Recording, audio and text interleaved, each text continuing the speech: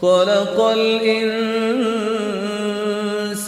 علمه البيان. نحمده ونصلي على رسوله الكريم، اما بعد، فاعوذ بالله من الشيطان الرجيم. بسم الله الرحمن الرحيم. رب اشرح لي صدري ويسر لي امري واحلل عقدة من لساني يفقهوا قولي.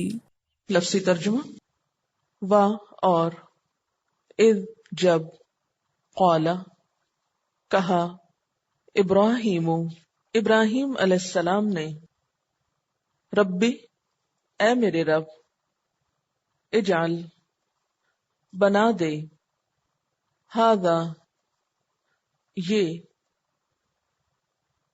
بلدن شہر، آمنن امن والا، ورزق اور رزق دے، اہلہ اس کے رہنے والوں کو،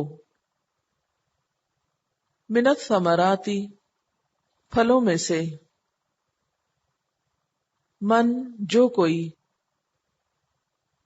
آمنا ایمان لائے، منہم ان میں سے،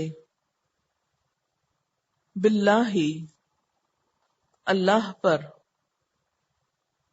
والیوم الآخر اور یوم آخرت پر، قال فرمایا، ومن اور جس نے، کفر کفر کیا، فأمتعہ تو میں فائدہ دوں گا اس کو، قلیلا تھوڑا سا، ثم پھر،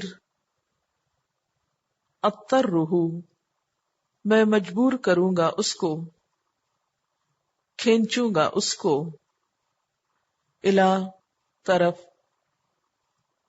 عذاب النار آگ کے عذاب کے، و اور، بئسا کتنی بری ہے، المصیر لوٹنے کی جگہ، و اور، اذ جب، یرفع بلند کر رہے تھے، اٹھا رہے تھے، ابراہیم ابراہیم علیہ السلام،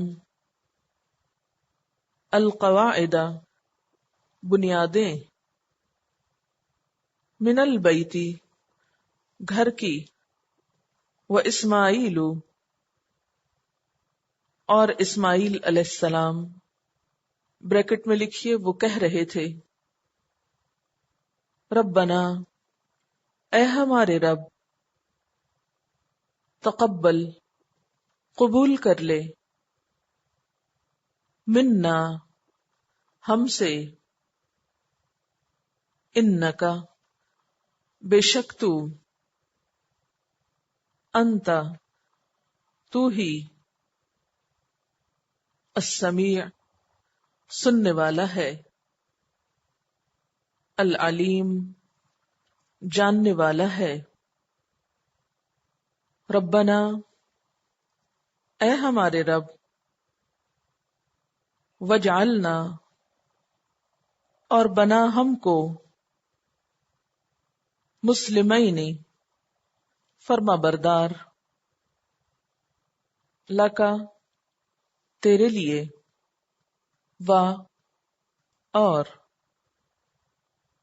من ذریتنا ہماری اولاد میں سے، امتن امت، مسلمتن فرما بردار، لکا تیرے لیے، وارنا اور دکھا ہم کو، مناسکنا ہمارے مناسک، ہماری عبادت کے طریقے، وتب اور مہربان ہو جا، علینا ہم پر،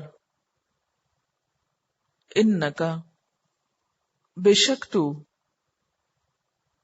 انت تو ہی، التواب بہت توبہ قبول کرنے والا ہے، الرحیم مہربان ہے، ربنا اے ہمارے رب، وابعث اور بھیج، اٹھا، فیہم ان میں، رسولاً ایک رسول، منہم انہی میں سے، یتلو پڑھتا ہو، علیہم ان پر، آیاتکا تیری آیات، ویعلمہم اور سکھاتا ہو ان کو، تعلیم دیتا ہو ان کو، الکتابہ کتاب کی، والحکمت اور حکمت کی، ویزکیہم اور تزکیہ کرے ان کا، انکا بے شک تو، انت تو ہی، العزیز زبردست ہے، الحکیم حکمت والا ہے۔ الفاظ کا انالیسس۔ وَإِذْ قَالَ ابراہیم اور جب کہا ابراہیم علیہ السلام نے، رب اجعل اے میرے رب بنا دے، ھذا یہ بلدن شہر، آمناً امن والا، وارزق اور رزق دے، اہلہ اس کے رہنے والوں کو، من الثمرات ثمرات میں سے۔ ثمرہ جو ہے یہ صرف فروٹس کے لیے استعمال نہیں ہوتا، اس سے مراد یہ نہیں کہ اللہ ان کو بہت سے فروٹس دے، اس کا مطلب یہ ہے کہ ان کو ہر طرح کے کھانے پینے کی چیزیں عطا کرو۔ اور ایک اور جگہ پر آتا ہے آگے، ثمرات کل شیء، ہر چیز کے ثمرات دے۔ تو ثمرہ جیسے کسی چیز کے ریزلٹ یا نتیجے کے لیے بھی آتا ہے، یہ پروڈکشن کے لیے بھی آ جاتا ہے پھر، تو اس میں دنیا بھر کی مصنوعات ان تک پہنچے۔ من آمن منہم جو ان میں سے ایمان لائے، باللہ اللہ پر، والیوم الآخر اور یوم آخرت پر، قال فرمایا، ومن کفر اور جس نے کفر کیا، فأمتعه قلیلا تو میں اس کو تھوڑا سا فائدہ دوں گا۔ امتعه کا روٹ کیا ہوگا؟ میم تے این۔ سامان زیست میں سے ہر وہ چیز جس سے انسان یا جاندار اپنے زندہ رہنے کے لیے فائدہ اٹھاتا ہے، یعنی دنیا کی چیزوں میں سے ہر وہ چیز جس سے انسان یا جانور اپنے زندہ رہنے کے لیے فائدہ اٹھاتے ہیں، متاع۔ قلیلاً تھوڑا سا، ثم پھر اضطرہ میں گھسیٹوں گا اس کو، مجبور کروں گا اس کو۔ استرہ کا لفظ جو ہے اضطرار سے نکلا ہے، اضطراری حالت اردو میں استعمال ہوتا ہے نا، اس کا روٹ ضاد رے رے، ضرر۔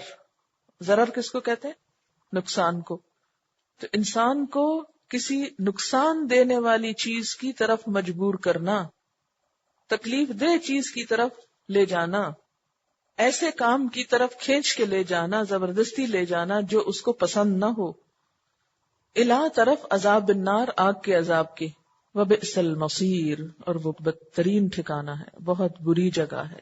مصیر کا روٹ سواد یہ رے ہے، سارا یسیر اسے، ایک حالت سے دوسری حالت کی طرف منتقل ہونا۔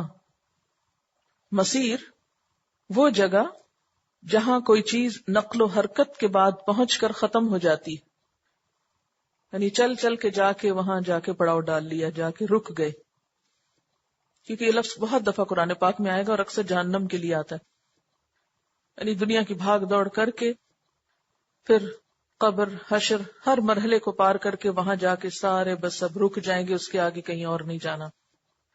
واہ اور اس جب یرفعو اٹھا رہے تھے، اونچی کر رہے تھے، ابراہیم علیہ السلام کیا چیز؟ القواعد بنیادیں، قواعدہ کا روٹ جو ہے قاف عین دال ہے، قاعدہ بیٹھنے کو کہتے ہیں. تو قواعد بنیاد کے لیے. کبھی عمارت بنتی دیکھیے، پہلے اس کی بنیادیں ڈالتے ہیں، زمین کو کھود کے اس کے اندر جو دیوار بنائی جاتی ہے اس کو بنیاد کہتے ہیں، اس کو قاعدہ کہتے ہیں، اس کی جمع ہے قواعد. تو یہ جو قاعدہ پڑھتے ہیں آپ، یہ کیا ہے؟ یہ بھی قرآن پاک پڑھنے کی بنیاد ہوتی ہے. تو اس سے قواعد کہ جس کے اوپر پوری عمارت بیٹھی ہوئی ہے. القواعد بنیادیں من البیت، گھر کی، یعنی اللہ تعالیٰ کے گھر کی بنیادوں کو اونچا اٹھا رہے تھے، یعنی دیواریں بنا رہے تھے. اسماعیل اور اسماعیل علیہ السلام، اور ساتھ دعائیں مانگ رہے تھے، ربنا تقبل منا، اے ہمارے رب تو ہم سے قبول کر لے، انک انت السمیع العلیم، بے شک تو ہی سننے والا جاننے والا ہے. ربنا اے ہمارے رب، وجعلنا اور بنا ہم کو مسلمین فرما بردار. تو روٹ کیا نظر آ رہا ہے؟ سین لام میم. مسلمین دو فرما بردار، یعنی ابراہیم اور اسماعیل علیہ السلام. لکا اپنے لیے اپنا فرما بردار بنا لے. ومن ذریتنا اور ہماری نسلوں میں سے، اولادوں میں سے، امتن ایک امت، مسلمتن لک تیری فرما بردار، و ارنا اور دکھا ہم کو. ارنا دکھا، اس کا روٹ ہے رے حمزہ یہ رآ. رآ کا مطلب ہوتا ہے دیکھنا، کسی کام کو عملاً کر کے دکھانا، پریکٹیکل ڈیمونسٹریشن. یہ نہیں کہا بتا ہم کو، کیا کہا؟ دکھا ہم کو. کوئی کر کے دکھائے ہم کو ہم نے کیا کرنا ہے. فرق کیا ہوتا ہے اس میں؟ صرف بتانے اور دکھانے میں کیا فرق ہے؟ تعلیم کا طریقہ بتایا جا رہا ہے یہاں. زیادہ سمجھ میں آتا ہے جب کوئی کام کر کے دکھا دیتا تو پھر نہیں بھولتا. وَأَرِنَا مَنَاسِكَنَا اور ہمارے مناسک ہم کو دکھا دے. تو پھر اللہ تعالیٰ نے ہو سکتا ہے فرشتوں کے ذریعے، جبریل علیہ السلام کے ذریعے وہ سارے کام ایک دفعہ کر کے پریکٹیکلی دکھا دیے کہ پہلے یوں کرنا ہے، پھر ایسے کرنا ہے، پھر ایسے کرنا، پھر ان کو طریقہ آ گیا. اس لیے حج کے بارے میں جب کسی کو سکھانا ہو تو اس کو پریکٹیکلی بتانا چاہیے، ایسی چیزیں دکھا دینی چاہیے جس سے دوسرے کو جلدی سمجھ آئے. وَتُبْ عَلَيْنَا اور مہربان ہو جا ہم پر. تو مناسک منسک کی جمع ہے. منسک نون سین کاف نسکا. نسکا کا مطلب ہوتا ہے دھونا، پاک کرنا. نسک قربانی کو کہتے ہیں کیونکہ وہ بھی انسان کو گناہوں سے پاک کرتی اور اللہ تعالیٰ کے تقرب کا ذریعہ بنتی. تو یہاں پر مراد مناسک سے کیا ہے؟ طواف کا طریقہ، عرفات میں کیا کرنا ہے، مزدلفہ میں کیا کرنا ہے، منا میں کیا کرنا ہے، کنکریاں کیسے مارنی، یہ سب طور طریقے اور مجموعی طور پر ساری عبادت کے طریقے. وَتُبْ عَلَيْنَا اور مہربان ہو ہم پر. اِنَّكَ بِشَكْ تو انت تو ہی التواب توبہ قبول کرنے والا ہے، الرحیم بہت مہربان ہے. ربنا اے ہمارے رب، وَبْعَثْ فِيهِمْ بھیج یا اٹھا ان میں رسولاً ایک رسول، منہم انہی میں سے. ایک کیوں کہا؟ ایک کدھر لکھا ہوا ہے؟ رسولاً اسم نکرہ ہے اور نکرہ کے ترجمے میں ایک انڈرسٹوڈ ہے. منہم ان میں سے، یتلو علیہم پڑھتا ہو ان پر، تلاوت کرتا ہو ان پر، آیات کا تیری آیات کی، وَيُعَلِّمُهُمْ اور ان کو تعلیم دیتا ہو. علّمَ يُعَلِّمُ تعلیم، کتاب کی، والحکمت اور حکمت کی. حکمت جو ہے اس کا روٹ ہے کاف میم.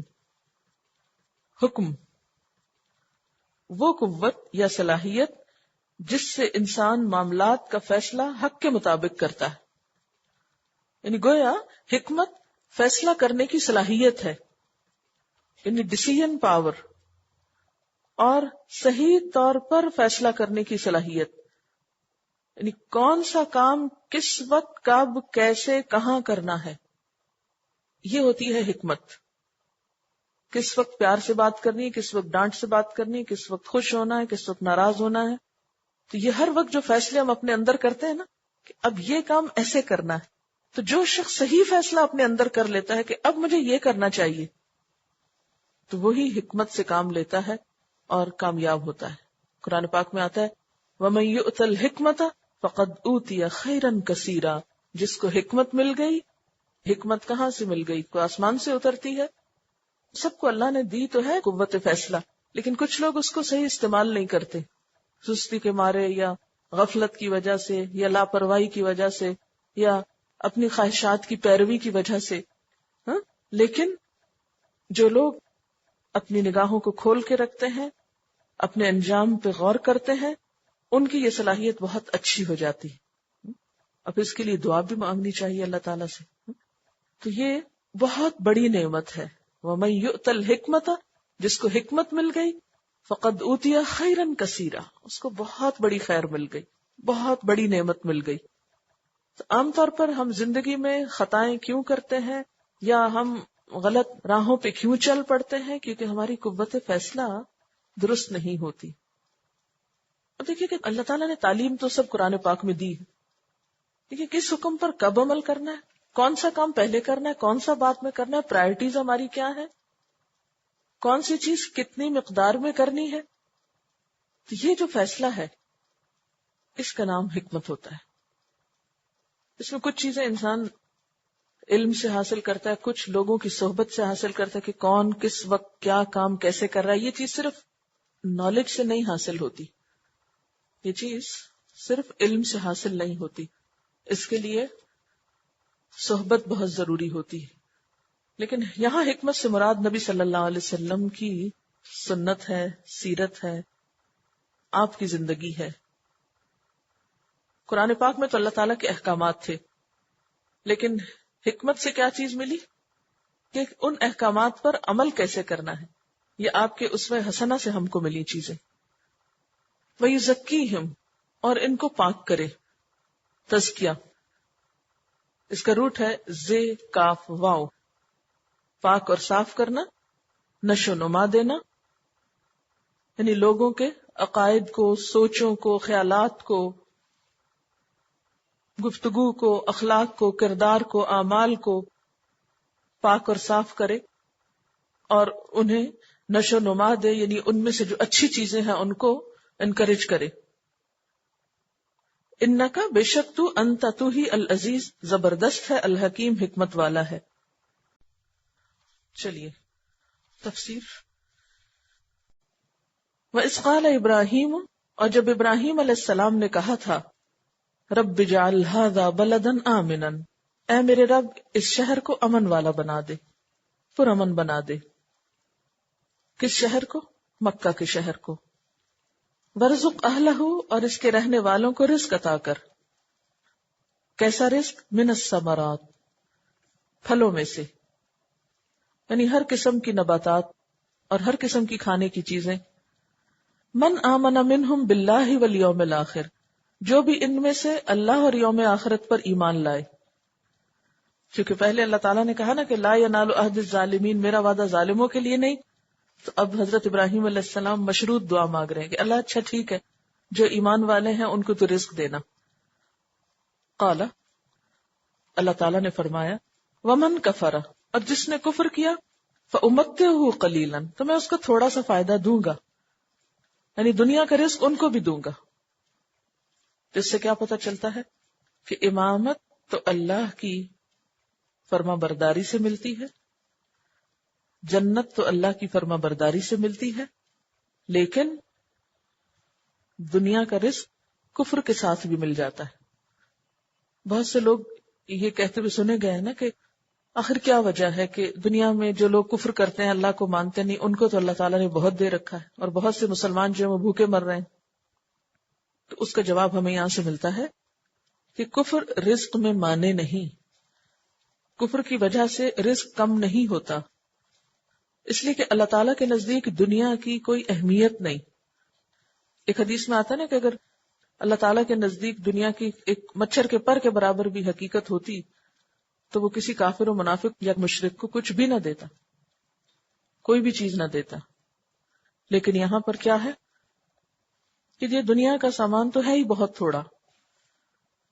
فَأُمَتِّعُهُ قَلِيلًا، تھوڑا بہت تو میں ان کو دے دوں گا. ثُمَّ أَضْطَرُّهُ إِلَىٰ عَذَابِ النَّارِ، پھر میں انہیں آگ کے عذاب کی طرف کھینچ لے جاؤں گا، گھسیٹ لے جاؤں گا، انہیں مجبور کروں گا، چلو اس میں. وبئس المصیر، اور وہ بہت بدترین ٹھکانہ ہے، بہت بری جگہ ہے۔ کیا چیز؟ آگ۔ وَإِذْ يَرْفَعُ إِبْرَاهِيمُ الْقَوَاعِدَ مِنَ الْبَيْتِ وَإِسْمَاعِيلُ، اور یاد کرو وہ وقت جب ابراہیم علیہ السلام اس گھر کی بنیادیں اٹھا رہے تھے، یعنی بیت اللہ شریف کی دیواریں اونچی کر رہے تھے، اور آپ کے ساتھ اور کون تھا؟ وہ اسماعیل، اور اسماعیل علیہ السلام۔ اس سے پتہ چلتا ہے کہ یہ گھر پہلے بھی موجود تھا، اس کی بنیادیں پہلے بھی تھیں، آپ نے کیا کیا؟ انہی بنیادوں پر دوبارہ اس کو بنایا۔ قسطلانی نے کہا ہے کہ کعبہ 10 بار تعمیر ہوا تھا۔ سب سے پہلے اسے فرشتوں نے بنایا، دوسری بار آدم علیہ السلام نے، تیسری بار شیث علیہ السلام نے، یہ آدم علیہ السلام کے بیٹے تھے۔ یہ تعمیر طوفان نوح میں گر گئی۔ پھر چوتھی بار حضرت ابراہیم علیہ السلام نے، پانچویں بار قوم عمالقہ نے، چھٹی بار قبیلہ جرہم نے، ساتویں بار قصی ابن کلاب نے جو آپ صلی اللہ علیہ وسلم کے جد امجد، آٹھویں بار قریش نے آپ صلی اللہ علیہ وسلم کی بعثت سے پہلے جب حتیم کی جگہ چھوڑ دی گئی تھی، نویں بار عبداللہ بن زبیر نے اپنے دور خلافت میں، 10ویں بار حجاج بن یوسف نے۔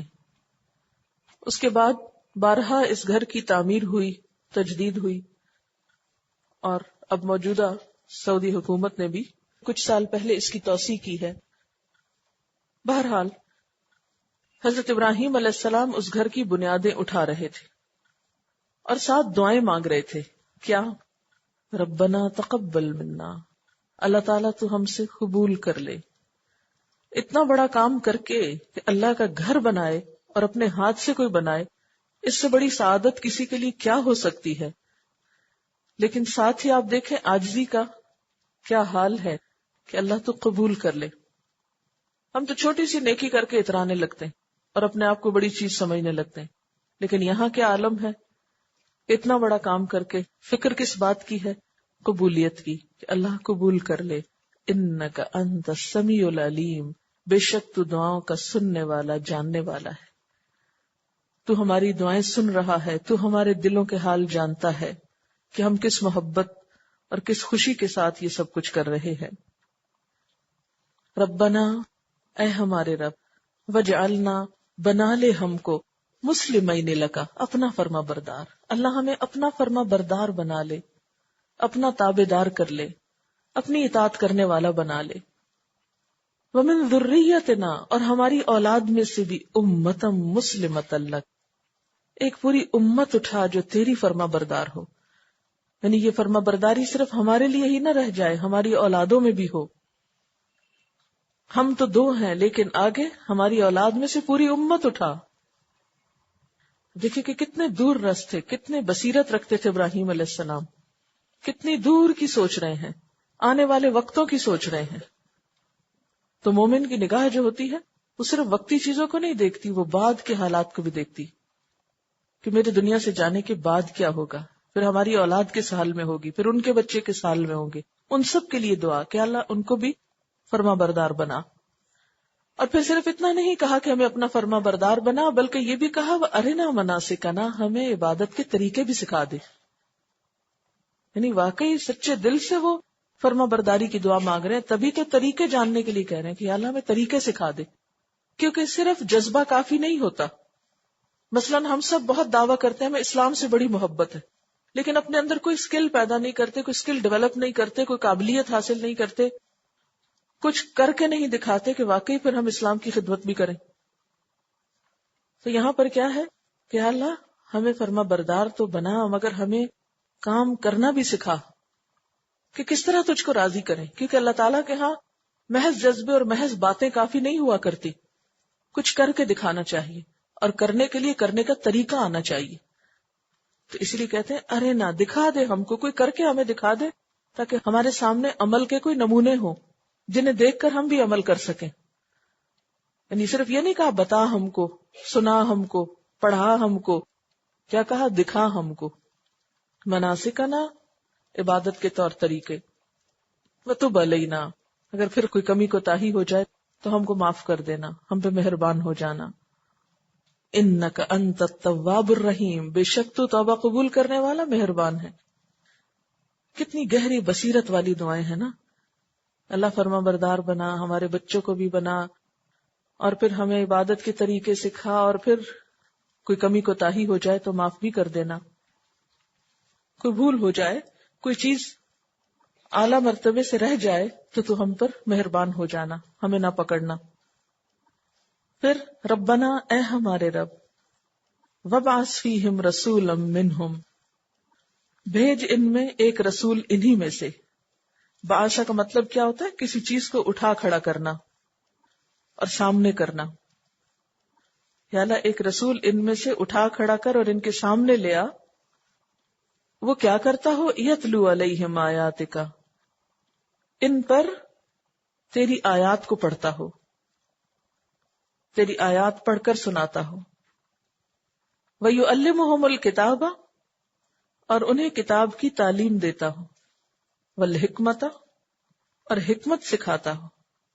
وَيُزَكِّيهِمْ، اور ان کا تزکیہ کرتا ہو. تو کیا کچھ مانگا؟ کس چیز کا معلم مانگا؟ آیات کی تلاوت کا، کتاب کی تعلیم کا، حکمت کی تعلیم کا، اور تزکیہ کا. کتنی خوبصورت دعا ہے. انسانوں کی اصلاح کا یہی 4 نکاتی پروگرام ہے. سلیبس بتا دیا گیا ہے. نمبر 1، یتلو علیہم آیاتک، پہلا کام جو آنا چاہیے وہ آیات کی تلاوت ہے. اور کیسی تلاوت؟ یتلونہ حق کا تلاوت ہی، جیسے اس کا حق ہے. اس کے بعد کتاب کی تعلیم. اس سے کیا پتہ چلتا ہے؟ تلاوت اور تعلیم میں فرق ہے، ورنہ تو تلاوت ہی کافی تھی. تلاوت میں ریڈنگ کا حق بھی آتا ہے اور اس کے بعد اس کا مفہوم بھی آتا ہے، لیکن تعلیم میں مزید غور و فکر آتا ہے.